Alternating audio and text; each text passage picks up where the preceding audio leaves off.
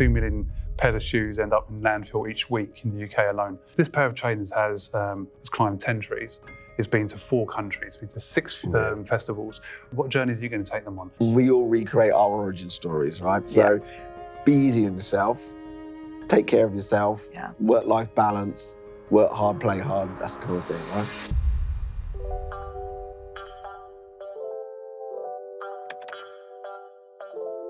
Gary, Stuart, thank you so much for being here today. Thanks for having us. How you guys doing? Yeah, good, thank Very you. good.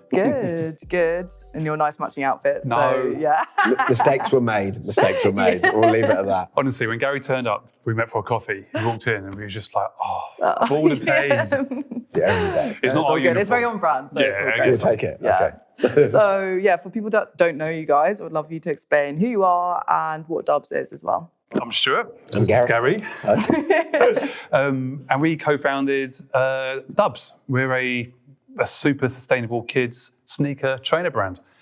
It's it was a lockdown project, to be honest. We weren't in the shoe industry. We were both in advertising. I'm a creative producer. I'm a creative director. And we both sort of lost our jobs in lockdown. I was a newish dad at the time, so I was luckily my wife was still working, so I became basically me and my little girl were locked in a room trying to keep each other entertained.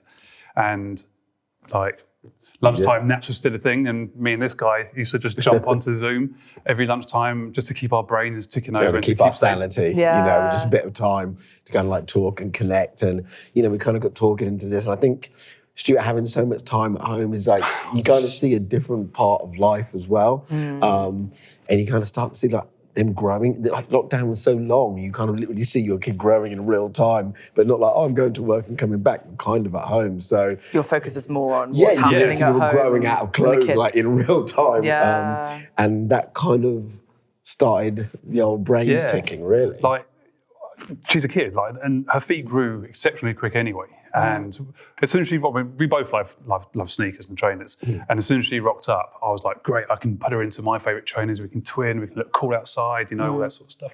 And her feet would just grow so quickly.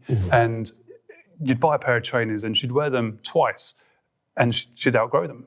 And it was even worse in lockdown, obviously, because we had nowhere to go. So I was just surrounded by these trainers. To keep her entertained, to keep me entertained, I'm quite good at DIY and stuff. So I'd I turned them into flower pots to begin with. Wow. That idea quickly vanished when she started to take the flowers out, and I was just this is a disaster. She's a very energetic child. I'd put little wheels on them as well and turn them into little cars, and that was quite cool for a while. But then, me and you would jump onto Zoom, and I'd be like, "This is crazy. Her feet are growing so quickly." And Gary's from sort of fashion background, and I've always loved trainers. Basically, I've always kind of been into them, and even kind of kids trainers, how cool they look. And I think we've been in a bit of a renaissance the last 10 years or so, from a sneaker perspective, more brands than ever. When I was young, there were 3 brands and that was it. And if they weren't those, it was completely uncool. And now there's 100 brands and people kind of don't even care as long as they look cool. So I think it's opened up a lot of opportunities for new startups. A lot of the new brands just would not have existed, and brands that were specialized have now gone mainstream, become fashion brands that were very niche. New Balance 10, 15 years ago was very much a niche running trainer, and now it's, the most fashionable trainer it is. So there's always been a great culture around it, and kind of fun and design and materials and that kind of thing. So I've always been a huge fan of that. And I think part of this, between us getting together, him being the brains and me being the visuals, we kind of started to think, maybe we got something to add to this. Yeah. How does it compare to obviously the adult trainer market and the kids trainer market? Is it kind of flowing in the same direction, or how does it? Kids trainers are actually as a market is growing. So especially with trainers, they're fast becoming the most popular shoe of that kids wear, especially with schools now being a little bit more open to black trainers as the go-to school shoe, if that makes sense. So, but equally, that's because kids' feet grow so quickly. And as Gary said, a lot more brands are coming up as startups, which is great to see. It's also a very complicated market. I think in a way it's simpler adult market, I'm choosing my trainers and buying them. It's a pretty ABC process. when you have parents involved and kids, you've got to find something. The kid might love it. The parent might be like, "Oh, you can't wear those to school," or that's no good. Yeah, you're working with two different decision makers markets here. really who want almost different things really, and so it's a much more complicated kind of choice really. But we learned that the hard way. Yeah. But also, kids' feet are just complicated. One of our main things is a bit of a. I'll say this on camera. Go on. I didn't realise my daughter had wide feet. So obviously we'd get her feet measured for school shoes, and then I'd be like, cool, that's her size. So I'd lob her into my favourite, trainers, the styles that I liked, and they were quite narrow. And then her little toenail actually got a little bit damaged. She's fine now, so don't take it away from me. I won't report you or anything. Yeah. Or maybe do take it. I'm joking. It's honest mistake. So when we started this brand, we were like, okay, for me as a dad, that was one of the first things I sort of really didn't appreciate, but now is huge. That fit for kids' feet is so important, and they got tons of small little bones in their feet, and they're still growing. So if you don't put them in good fitted shoes, you will lead on to long-term foot issues. I mean, that's one of the things we absolutely learned, that kids' feet are so complicated versus adults' feet. They've kind of grown. You've got the fit you're going to have. That's why a lot of the kind of mini-me's were obviously as parents were like, oh my God, I can wear big Jordans, he can wear kids' Jordans. Those have essentially been shrunk down from being that size. It's why in general, adults trainers look best at about an 8, because that's the size that they designed them, and then they look crazy at a 13. And the size kind of changed because they've been designed, this is the ultimate one, and then everything is just a kind of transformed version of them into the other size. So by the time they get to the kids, it really hasn't been designed for kids at all. It's really just been designed to look like the adult one as much as possible. So it doesn't take into account the complicated nature of a kid's feet. Yeah, that's interesting. That's really interesting. We learned a lot. And where did the whole sustainability element come into play then? When was that a second thought, or was that at the very core? It's actually one of the biggest things at the core of it. We started off with that purely because of what we like, the fact that the kids' feet grow so quickly. And I think the stat at the moment is something like 2 million pairs of shoes end up in landfill each week in the UK alone. And because a kid's feet grow a size every 2 to 3 months, depending on the age. So that contributes hugely to that issue. And we was just like, we can't, whatever we do now, whilst consumer behaviour is slowly changing into more ethical production, we can't retrospectively fit sustainability into our brand. Whatever we do has to build the foundation of sustainability now, so that when education has improved and people really are focusing on things that are better for the planet, we're already there. We've got the foundations to build our brand on top of. So that started with, we are a startup, so we'll chat about that, I'm sure, but there's a lot of challenges with that. But we do all we can for the moment that we're in to be as sustainable as we can. So, and hence why we're working with you guys. But it started with the design of the shoe, the materials that we use. We look at the circularity of it, the end of life of the shoe, and really try and build an ecosystem that allows the shoe to last forever. And Gary came up with an awesome, which has been our North Star, and our initiative is because at the beginning we were talking, I was saying, baby grows, let's do baby grows. And we're like, no, that's boring. I'll be like, let's do nappies. And Gary was like, that's rank. And that's why we landed on trainers. He said, yeah, that's pretty cool, let's do that. And he goes, because we're a bit geeky, and we like Marvel and do these. We're into geeky stuff. Let's create the immortal sneaker. And I was like, let's create the immortal sneaker. And that was awesome. And that was our thing. And so hopefully we'll get there. I can't imagine we will, because everything will always change. There'll always be people wanting stuff new and so on. But if we use that as this sort of long-term goal, then everything we do will go towards that. You can't say enough, when we began, how little we knew about a lot of this stuff. We really have learned almost everything from it. And when we originally began, our model is getting closer to what we'd originally thought. We were originally going to be a subscription service. So the idea would be that, you would say, I want 3 pairs of trainers a year or whatever it was, and you get them, and then your old pair, they go in the box, they would go to somebody else. So it would be this kind of circularity thing where, you get new ones and then your old ones go out to somebody else, somebody gets them. And that's where the immortal shoe came from. But then as we started, subscriptions are a very tough thing to crack. Even Nike didn't really, they gave it a go and it didn't quite work out for them. it requires a lot of infrastructure and a lot of knowledge that we don't have, and a lot of and data. a lot of brand awareness. But slowly working with you, what's been amazing is it's kind of allowed us to get back to what we'd originally kind of started to want to do. You know, it's kind of given us another opportunity to do that. So and tying in with the whole branding Yeah, of the exactly. Immortal Trainer, and Yes. I love that. Yeah. And it really makes me so happy seeing all these new startup brands coming up, and they're building sustainability from the get-go. Yeah. Yeah. And then I think everyone's learned their lesson that you just have to do that nowadays in order to compete. And there's new laws and legislation coming down about greenwashing and claiming sustainable credentials. Which is a lot. Yeah, and which is awesome, because it's sort of one thing, it stops people claiming things that are false, but equally it kind of proves that we're going in the right direction, and consumer education is improving because these laws now come into place. So everything, we want to do it, but also now it's becoming law, which is great. So ahead of the curve, for sure. Yeah, exactly. And So do you guys want to show us the trainers and designs and the sustainability element, but also like the fit and the comfort element as well? So this is our first one. This is our debut trainer. It's called the Dubs Flex. What you'll notice, first of all, actually, talking about the end-of-life design, from a style point of view, the big chunky sole looks dope, doesn't it? We wanted to design shoes that we'd wear ourselves and be proud to wear. Yeah. So that's where we started. They're not really a design that you typically expect for a kid's shoe. But not only does it look great, it really protects the upper from wear and tear. And the sole is actually made with sugarcane, which is a very renewable plant-based product, which is great. It removes carbon as it grows. But it's incredibly durable and very flexible for kids' shoes. So it's great for growing toes, but it protects the little toes as they grow. And it's what I was mentioning about Layla, my daughter, and her and my bad attempt of trying to stick into cool shoes.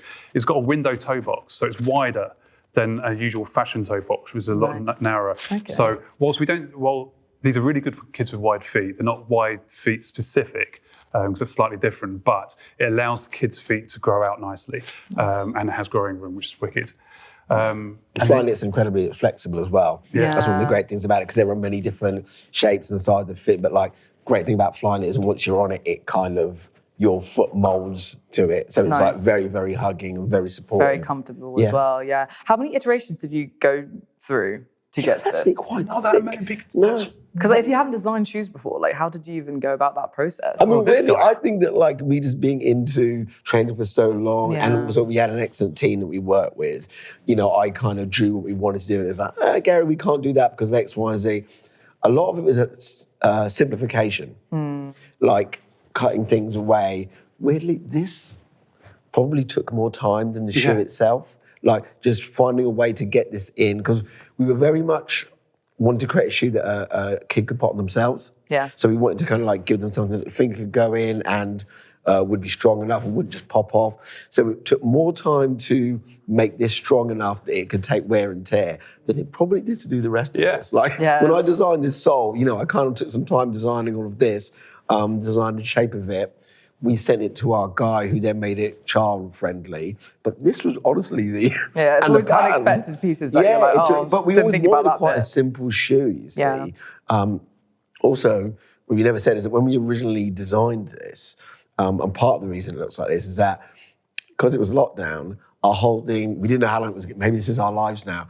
We had originally designed a trainer that was going to fit into a flat box that could go to your letterbox. Like if you've ever had Freddie's Flowers. Yeah. You know, so we basically designed it around being able to go into that box that would be able to go through your letterbox. So that was the kind of origin story of this. And then it was like, I guess COVID's over. Like, I guess don't need that anymore, but so we kind of changed, and that's what changed our packaging into, we ended up kind of changing over to the tube. We're still fit in there, but you know, we had a bit of that evolution.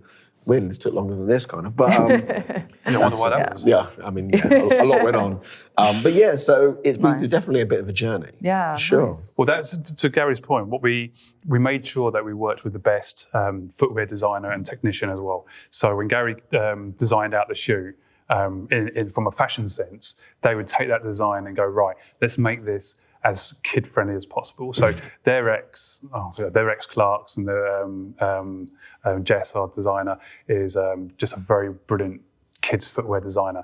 And they basically did all the technical things whilst keeping in Gary's sort of vision for it, and made sure that it's like the perfect shoe for kids' feet, which is awesome. Did they recommend the materials that you should use as well then? Or did you guys do your own research and think about that? We gave them parameters, didn't we? We kind of like basically show us what's possible, really. Like we knew we wanted to go in obviously in a sustainable direction, but we didn't have like that much knowledge. And Stu, he basically is like Googling, how about this? Like we've spoken to, when we talk to people about all kinds of different kind of leathers that are not quite there yet, technology-wise. What was the... We had mushroom leather. That was the mushroom leather, which at the time was quite a big... I think some of the larger fashion houses actually ended up buying out the company because we were like, this is going to be the future sustainable leather. And so we ended up talking to a few startups ourselves about this mushroom leather, but it wasn't quite there yet, material-wise and price-wise, which is a large thing about it. Like, you know, if you're making an Hermes bag that costs 13 grand, it's like, we can afford to pay this a meter. But if your ultimate price, final price point, it was difficult and it wasn't quite flexible enough, right? It was, I can't quite remember, I think maybe durable or not. But we went through a lot of different tests. That took some time.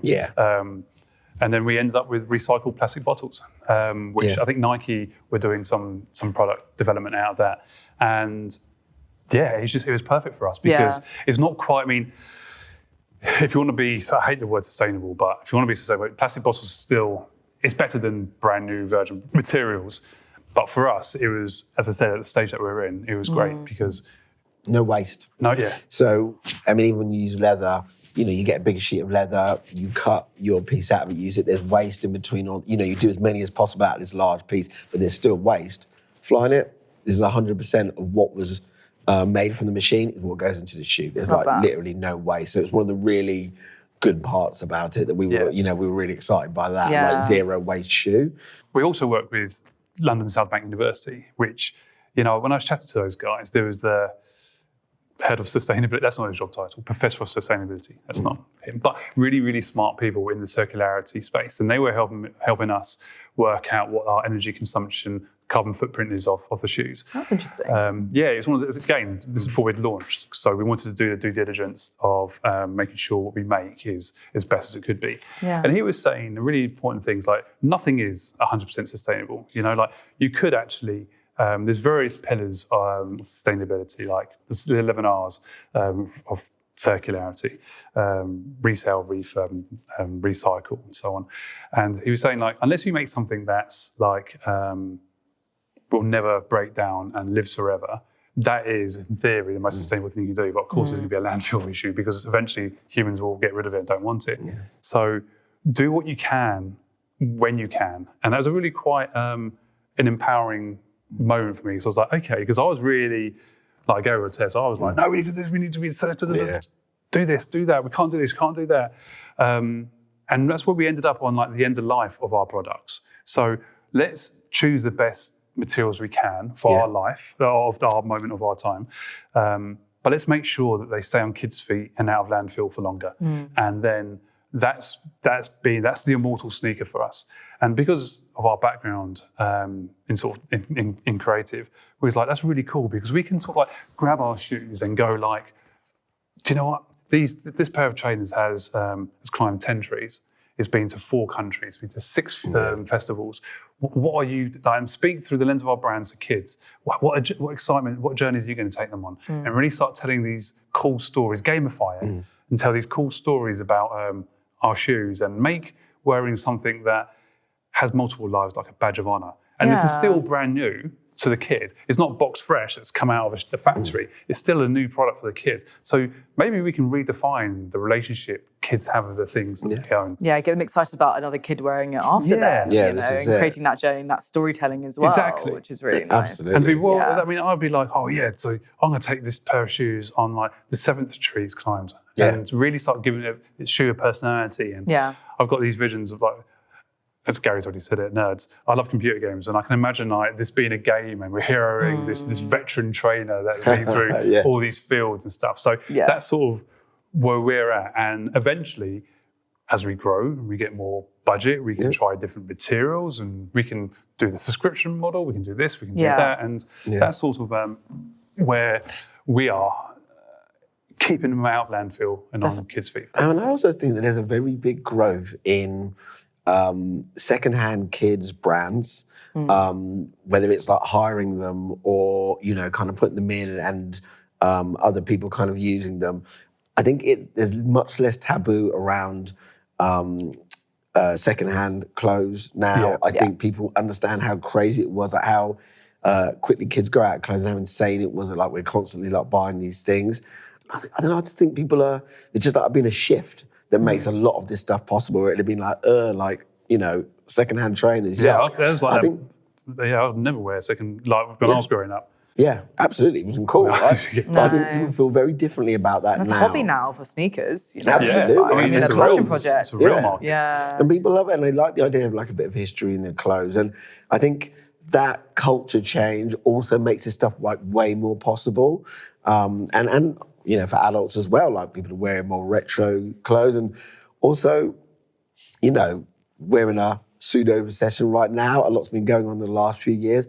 The money's just not there for a lot of people to always like buy brand new trainers. So, one of the great things about like partnering with you is an opportunity for somebody else to get a pair of trainers that they need that's going to help their kid out at a different price point. Are super comfortable and look cool. Because we can't, like you always say to me, it could be the most sustainable products in the world, but if it looks rubbish, no one's going to buy it. Yeah. If they're not fit for purpose, especially for kids' feet, as a parent, that's one of the biggest things.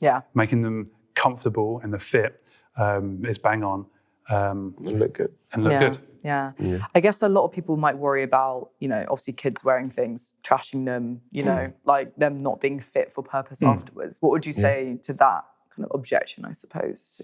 These are tough. Yeah, I mean, they're right. They're absolutely right. Yeah. But the way we've designed our shoes are to be so durable, and that when you pick up a pre-loved or a second-hand pair of shoes, that they're still going to retain its design and fit integrity, and that it's still going to be a shoe that is incredibly comfortable for your kid. So, that's the thing that we need to that we're acutely aware of. But they wash up really well. They're very durable, and we've taken the time. So each one of our shoes, the soles particularly, each size is designed and crafted from the ground up. So we've graded. This might sound a bit boring, but we've graded every single size to make sure that it is fitted and designed for kids' feet. Yeah. So no matter what size you get, it's going to be a really, really good fit for your kids as well. Nice. So I think what we can never forget as well is that, honestly, like if you have adult trainers, I've had trainers that I've had for 10 years and they're still completely fine and I've worn them like most days.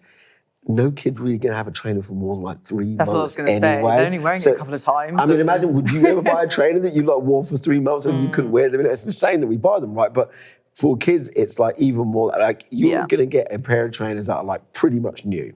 Yeah. They get refurbished, they get clean. We can put them in the washing machine, they kind of come up good. They're not going to have very much wear and tear when you get them. It's definitely like a tenth of the life of an adult trainer, and kids run around more than me. I haven't climbed a tree in quite some time. What? Well, I mean, look at me. I haven't climbed a tree in a while, but like kids, I'd love to see if you ever spend an afternoon with a kid, they are on it. They're up and down, they're running around. They hit them way harder than most people. We had a pop-up the other week, and my daughter rocked up. Gary and I was on the stall, and she was just running around like a lunatic, and it's pouring down with rain, and he was just like, is she always like this? And I was like, mate, that's just kids. She was just running up and down, climbing. It was brilliant. You really realise it, But I think also for parents, if they can understand that they can resell it afterwards, they'll be more likely to clean it, keep them in relatively good shape. Obviously the kids aren't going to do that, but the parents as well, to get value back on their purchases. I think we are giving parents an option as well, because I think there's like a tremendous amount of like guilt of like having all of this stuff that essentially is just like there, like if you get to give it to a secondhand charity shop, then like great. But if not, it's kind of like, I've bought this and it's kind of brand new. And if you haven't got somebody to give it to, we like to think of it as like another part of the solution, really. Like, oh, great, we can put all this stuff together and then we can sell it, we can make a little money, kind of vintage style. But also, we really are helping out a bunch of people who maybe can't quite afford it at full price. So there's like so many different levels, sustainability, price, like just the life of it all, circularity that it operates at. What's awesome is what we was also keen on was to make being sustainable easy. Do you know what I mean? So by buying a pair of Dubs, we've done the hard work for you. It's a pair of shoes that uses the most planet-friendly materials we can. They're durable. And you know what? It's a really simple resale process. You use your email to log on that you bought the shoes with. It's just there. You click on it, you upload a photo, done.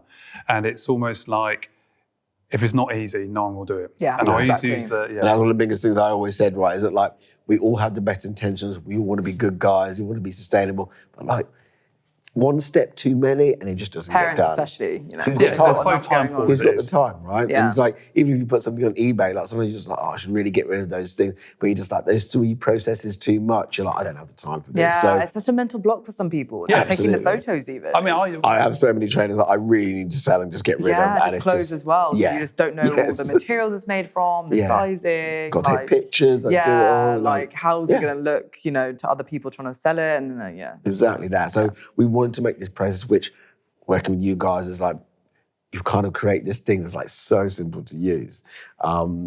It really kind of appealed to us and like, oh, this is simplicity we've talked about. Yeah. It's right here and it's so easy. So. Yeah. Did you look at any other kind of ways of doing resale? You obviously talked about the subscription, but was there like take-back schemes you were considering, or why did you go with peer-to-peer in the end and our service? I had these visions of recalling them. I was cleaning shoes myself. And I was like, you send them back to us, to me, to Dubs. I'll clean them up and put them onto our platform. And you just look at it and you go, this is just insane. And then the infrastructure behind it to run your own platform. It's a job in itself. Yeah. And I was just like, I don't have time to do content, let alone run an additional thing. And I say to Gary, this is what we need to do. And he was always like, I know, but when? Yeah. When are we going to do this? Yeah. And then we just sort of discovered each other and we was like, hang about, this is what we want. And speaking with you guys, and you show me the process, and then the initial rollout of having a resale value on the platform, on our platform to begin with, which is like, okay, this is really, really good. And now it's anchored into our site, and it looks like it's part of the whole Dubs experience, which is really important. It just made it a lot more sense, and it's a behaviour that customers are used to now. You know, like it's not a newish thing. It's like, okay, and they can buy into it. And they go, yeah, I understand that. You can resell through our website. Yeah. I've seen that happen on eBay and Vinted. Yeah. Marketplace. Cool, I understand it. It's not an education to try and get people to do it. Whereas send it back to Dubs. It's just like, are they really going to post a pair of shoes back to me it just became too alien. Yeah, try and make it as familiar as possible. Yes. Really. And I think that, again, there's been a change in consumer behaviour. You know, the kind of like the growth of Vinted and Depop and Vestiaire, and like people are kind of very attuned to this behaviour now. Like it's not something new, but we're making it even easier, really. Exactly. And I think it being in the kids market, I think it feels like something new, and then the trainer market as well, very specifically. I think that's the tying in with your whole brand as well. It's like helping the kids to put on their shoes really easily, helping your customers and the brands and the parents to sell it on again really easily. Practical. Yeah, exactly. It was all about. Yeah, maybe I should get in the creative side. Yeah, stick where you need to be. Yeah. Last question, you guys, is what would your piece of advice be to anyone who wants to start up their own brand? I know you guys are earlier on in your journey, but obviously, you've learned a lot, and doing everything from the Kickstarter and everything is great. And it's pretty easy. Get a great partner. Yeah. Like a lot of people do these things. I mean, you. Not me.